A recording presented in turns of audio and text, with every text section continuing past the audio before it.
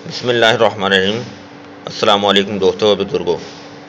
जनाब मैं तुहाडे सामने हर्बल जिंदगी के हवाले नाल हाज़र हाँ।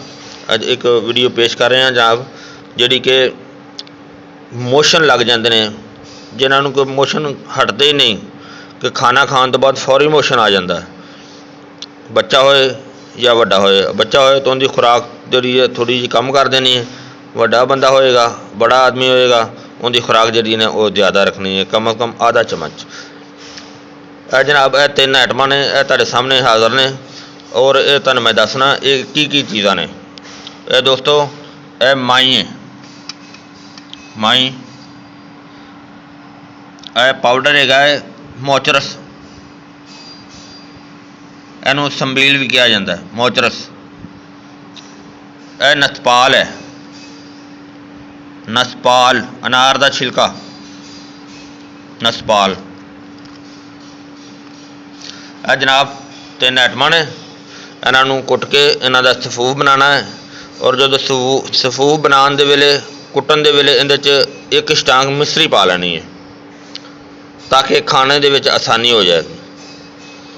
एक स्टांग मिश्री पा के तो फिर ये सारा सफूफ मिक्स कर लेना है, मुकम्मल हो जाएगा। और ये आधा चम्मच सुबह, आधा चम्मच दोपहर नूं, आधा चम्मच शाम नूं।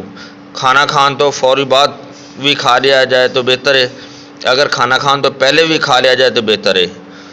और दोस्तों अगर इनू पानी नाल खा लिया जाए फिर भी ठीक है, अगर इनू अंजबार दे शरबत नाल खा लिया जाए फिर भी बेहतर है।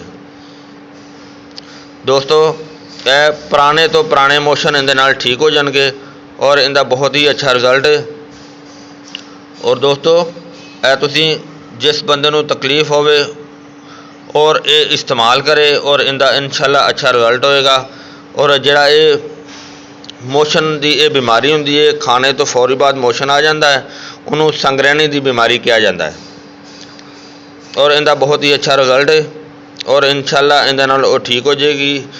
और इस दवाई के दौरान रोटी का परहेज़ कराया जाए, नरम ग़िज़ा इस्तेमाल की जाए और इंशाअल्लाह इनका बहुत ही अच्छा रिजल्ट होएगा। दोस्तों मैं हर्बल जिंदगी के हवाले नाल हाज़र हाँ, यह तुसीं इस्तेमाल करो।